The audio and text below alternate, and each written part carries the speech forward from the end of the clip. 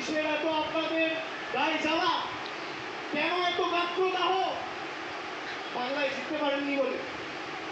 আমি তো আগের মাসে সভা করেছিলাম ডায়মন্ড হারবার থেকে, বলেছিলাম 50 পেরোবে না দিতে।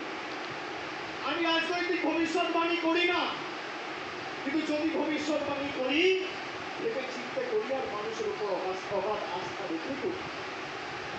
আমি আপনাদের দায়িত্ব নিয়ে বলছি, যেভাবে এরা বাংলার মানুষকে লাঞ্ছিত, নিপীড়িত, অত্যাচারিত, অপমানিত, শোষিত করেছে দিনের পর দিন, খালি নিজের ঔদ্ধত্য, অহংকার আর দম্ভের কারণে যে কথা ছাইপাস আর গুটি কয়েকটা বাংলা বিরোধী করে রয়েছে, তাদেরকে ছেটিয়ে বিদায় দিয়ে আমাদের বঙ্গোপসাগরে ফেলতে হবে।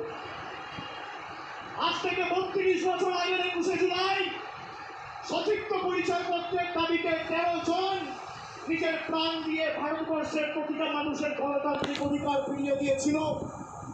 2025-এর 21শে জুলাই আজও যদি ইলেকশন কমিশনের কারচুপি রুখতে তৃণমূল কংগ্রেসের কর্মী সমর্থকদের রাস্তায় নেমে প্রাণ দিতে হয়, আমরা তবু দরকার হলে মমতা বন্দ্যোপাধ্যায়ের অনুমতি নিয়ে দিল্লিতে বৃহত্তর আন্দোলন তৃণমূল কংগ্রেস করবে।